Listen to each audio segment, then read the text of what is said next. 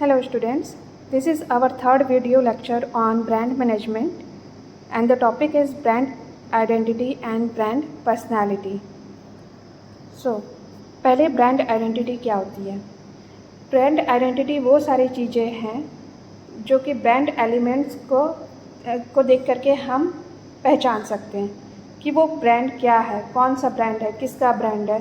जैसे कि उसका कलर देख करके, डिज़ाइन, लोगो, इसे देख करके हम लोग ब्रांड को आइडेंटिफाई कर सकते हैं, ठीक है। और इसे दूसरे ब्रांड से हम डिस्टिंग्विश कर सकते हैं, मतलब पहचान सकते हैं, दूसरा ब्रांड से हम अलग उसको पहचान सकते हैं, ठीक है।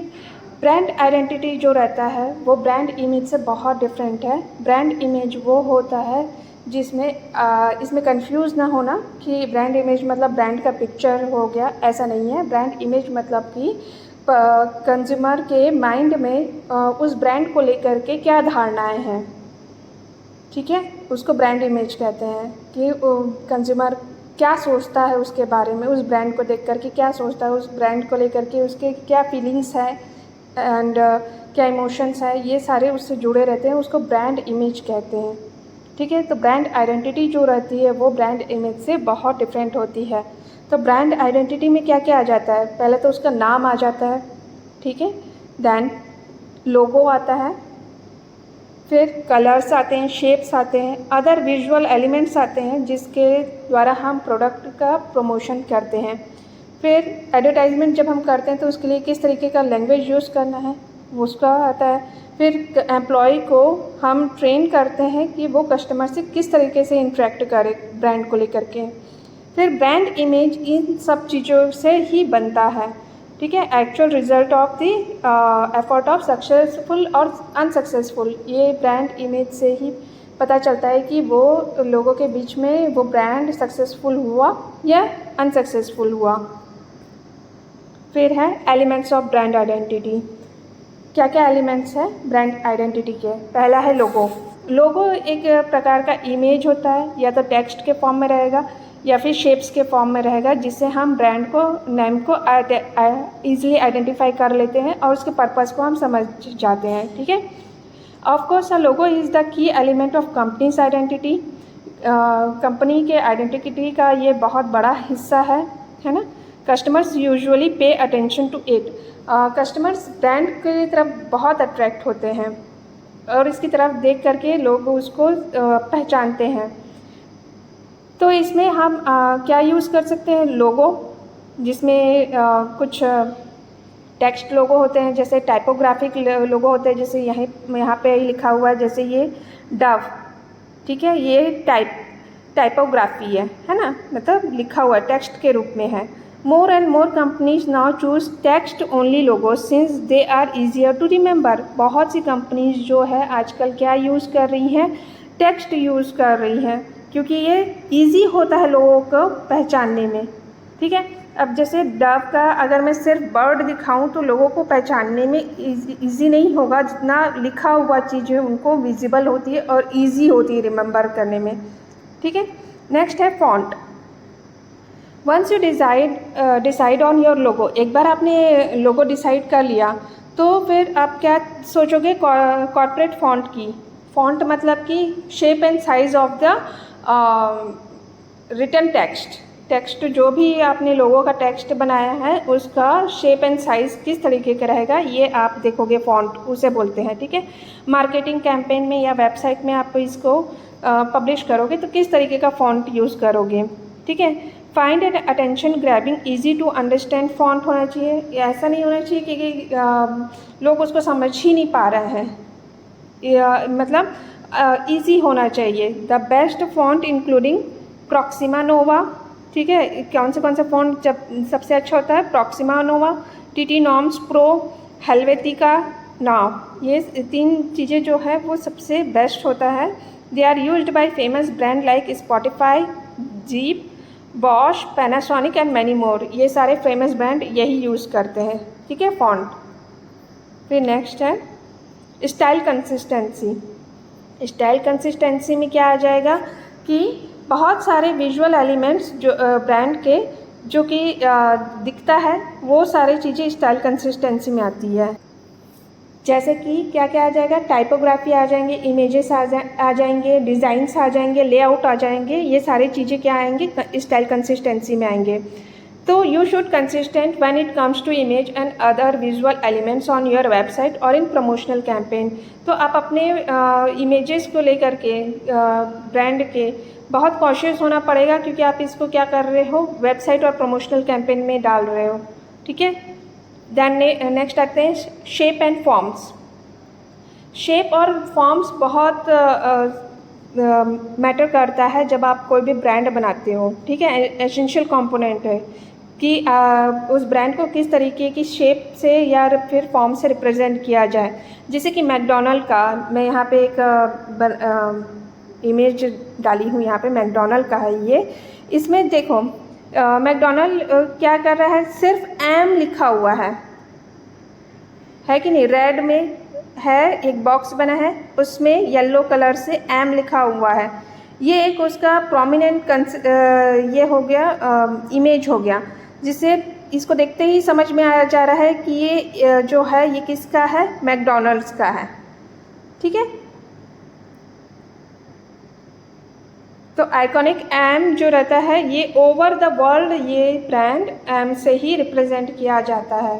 शेप एंड फॉर्म्स, ये क्लियर है। Then how to create a powerful brand identity. अब हम कैसे ब्रांड आइडेंटिटी पावरफुल बना सकते हैं। पहले तो क्या करना पड़ेगा, मार्केट को analyse the company and the market, company और मार्केट को एनालाइज करना पड़ेगा। पूरा स्वॉट एनालिसिस करना पड़ेगा। स्वॉट एनालिसिस मतलब होता है strength, weakness, opportunity and threat. स्वॉट का फुल फॉर्म है strength, weakness, opportunity and threat. Strength में हम देखेंगे कि कंपनी का स्ट्रेंथ क्या है और मार्केट में हमारी क्या पोजीशन बन सकती है। वीकनेस, हमारी वीकनेसेस कंपनी के। अपॉर्चुनिटी क्या क्या है, मार्केट से हमें कैसे अपॉर्चुनिटी मिल सकती है और हमारे इंटरनल अपॉर्चुनिटीज़ क्या क्या है। थ्रेट मतलब मार्केट के थ्रू थ्रेट, ऐसे थ्रेट जो कि हम जिसको मैनेज नहीं कर सकते। ठीक है। तो ये सारे एनालिसिस करके ही आप क्या करोगे, एनालाइज करोगे। ठीक है। तो इससे मैनेजर को अपने सिचुएशन को सही ढंग से समझने का और सही ढंग से गोल सेट करने का तरीका समझ में आ जाता है। ठीक है। फिर नेक्स्ट है डिटरमाइन की बिजनेस गोल। अब बिजनेस का क्या गोल है वो डिटरमाइन करेंगे। ठीक है। तो the brand identity should be help fulfil this goals. For example, if an automaker is pursuing a niche luxury market, its ad should be crafted to appeal to that market। ठीक है। एक auto maker है, अगर वो नीच luxury market में जाना चाहता है तो वो एड इसी तरीके से बनाएगा ताकि वो उस मार्केट में अपील कर सके। और they should appear on the channels sites where potential customers are likely to see them.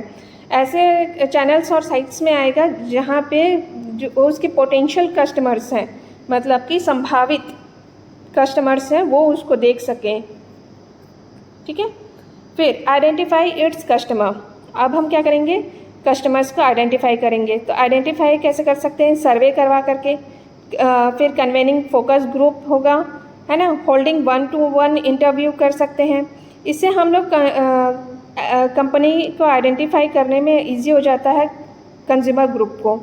ठीक है, कि हमारे कस्टमर्स कौन हैं, ये आइडेंटिफाई करने में इजी हो जाता है।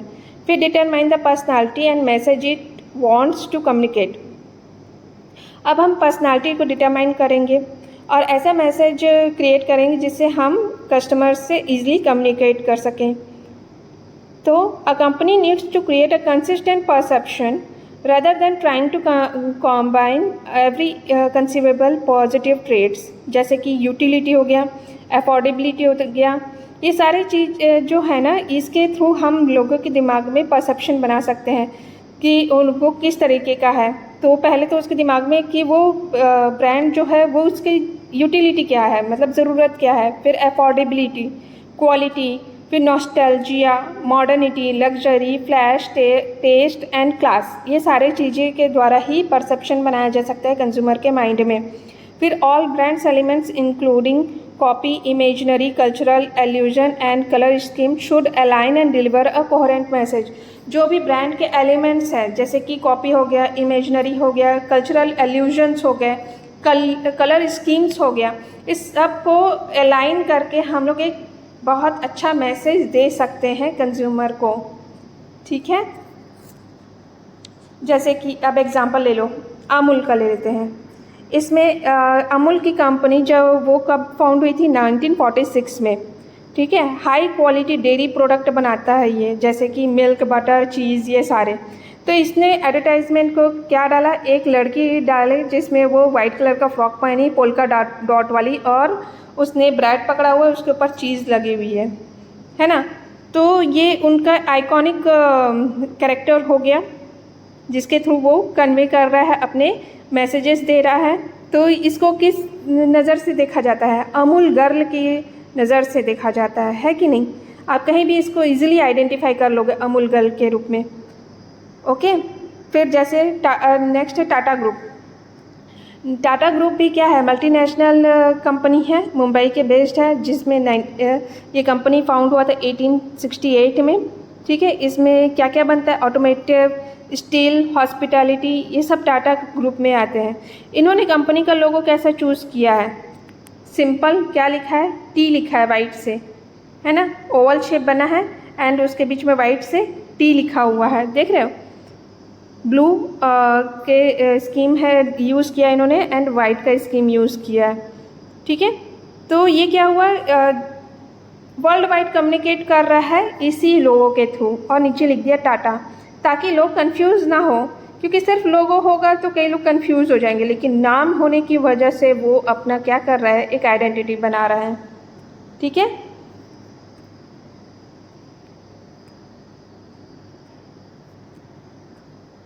फिर नेक्स्ट है royal Enfield. Royal Enfield bike होती है जो कि मैन्युफैक्चरिंग होती है चेन्नई में, इंडिया में, जिसका फाउंडेशन हुआ था 1901 में। ठीक है, रेट्रो स्टाइल का मोटरसाइकिल बनाता है ये। ठीक है, रॉयल एनफील्ड आप तो जानते ही होंगे अच्छे से। और इन्होंने क्या दिया, रॉयल मतलब क्या होता है, रॉयल मतलब होता है लग्जरी से ही आप उसको रिप्रेजेंट कर सकते हो, रॉयल मतलब राजाओं वाली। तो आर फॉर रॉयल, आर को रिप्रेजेंट कर रहा है यहाँ पे, है ना। इस तरीके से इन्होंने लोगों को डिज़ाइन किया हुआ है। रेड का रेड से उन्होंने रॉयल लिखा हुआ है। गोल्डन को रिप्रेजेंट किया है क्योंकि रॉयल गोल्डन, गोल्ड से रिप्रेजेंट हुआ है, गोल्डन कलर से। तो इन्होंने इस तरीके से ब्रांड इमेज को चुना हुआ है। नेक्स्ट है इंडिगो। इंडिगो एयरलाइन गुड़गांव का है, इंडिया का है ना, जो कि 2006 में फाउंडेड हुआ था। सबसे लो कॉस्ट बजट का फ्लाइट का लॉन्च हुआ था इंडिया में, वो है इंडिगो। ठीक है, और हाई क्वालिटी सर्विस दिया था सबसे पहला इन्होंने। तो इंडिगो का company logo feature simply letter है आई। ठीक है, आई से ही उसको डिस्टिंक्शन मिल जाता है। और उसके बाद ये ब्रांडिंग हुई है इस लोगों के थ्रू, आई के थ्रू, इंडिगो के थ्रू, जिसमें इंडिगो को low cost airline with significant corporate image, मतलब लो कॉस्ट एयरलाइन के रूप में इसको रिप्रेजेंट किया गया है। ठीक है, फिर आते हैं next, brand personality. Brand personality क्या होता है, जिस तरीके से इंसानों की पर्सनालिटी होती है वैसे ही ब्रांड की भी पर्सनालिटी होती है। ठीक है, उनकी भी क्वालिटीज़ होती हैं, उनके भी कैरेक्टरिस्टिक्स होते हैं। ठीक है, in other word, when a brand is expressed in terms of human traits and characteristics, it is known as brand personality. अगर हम ब्रांड को हम लोग ह्यूमन ट्रेट्स और उसके कैरेक्टरिस्टिक्स से जज करें तो उसे ब्रांड पर्सनालिटी कहते हैं। तो इसमें क्या क्या आ जाता है, एज आ जाता है, जेंडर आ जाता है, सोशियो इकोनॉमिक स्टेटस आ जाता है, साइकोग्राफिक इमोशनल आ जाता है, एंड सोशियोग्राफिक कैरेक्टरिस्टिक्स आते हैं। ठीक है, तो brand personality is the ultimate steps toward brand connect with the customers. इसमें अल्टीमेट स्टेप है कि ब्रांड से के थ्रू हम कंज्यूमर के थ्रू से कनेक्ट हो सकते हैं। जो ब्रांड पर्सनालिटी क्या करता है, डायमेंशन ऐड करता है ताकि हम लोग कम्युनिकेशन, विजुअल कम्युनिकेशन कर सके ब्रांड कंज्यूमर के साथ अपने ब्रांड का। ठीक है, the consumer while making the purchase decision looks at how the brand fits into their personality. और फिर क्या होता है, जो कंज्यूमर रहते हैं वो अपने पर्सनालिटी को देख करके ही ब्रांड प्रेफर करते हैं, ठीक है। फिर consumers are more likely to purchase a brand of its personality similar to their own. मैंने पहले भी कहा, वही चीज़ रिपीटेड है कि कंज्यूमर जो रहते हैं अपने आप को देख करके ही अपने लिए ब्रांड चूज़ करते हैं। जैसे वो अगर इंसान को लगता है कि उसका पोजीशन बहुत हाई है तो वो अपने लिए हाई बजट वाली चीज़ें ही प्रेफर करेगा। मिडिल क्लास मैन लोग मिडिल क्लास वाली चीज़ें ही प्रेफर करते हैं, ठीक है। तो वो अपने हिसाब से कंज्यूमर जो रहते हैं वो अपने हिसाब से ब्रांड चूज़ करते हैं, ठीक है। There are 5 main types of brand personalities. पहला तो होता है एक्साइटमेंट। एक्साइटमेंट मतलब कि ऐसा पर्सनालिटी शो करता है एक्साइटमेंट में, जैसे कि care free, spirited, playful, modern, trendy and youthful.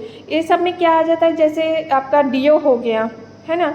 इसमें आप बहुत अपने आप को बहुत वो एक्साइटेड फील करते हो उसको लगा करके, है ना। केयर फ्री हो जाते हो। तो ये सारी चीज़ें मॉडर्न है, प्लेफुल है, ये सारे एक्साइटमेंट वाली पर्सनालिटी हो गई। फिर सिंसियरिटी। सिंसियरिटी में आता है kindness, thoughtfulness and oriented to family values, environmental sustainability और care for workers and communities. तो सिंसियरिटी में जैसे LIC हो गया, ठीक है, जीवन के साथ भी जीवन के बाद भी बोलते हैं। तो यहाँ पे उसकी पर्सनालिटी कैसी हो गई, काइंडनेस हो गई, थॉटफुल हो गई, फैमिली ओरिएंटेड हो गई, है ना। फिर रिजिडनेस। रिजिडनेस मतलब रफ, टफ, आउटडोर्सी, अनफजी एंड एथलेटिक।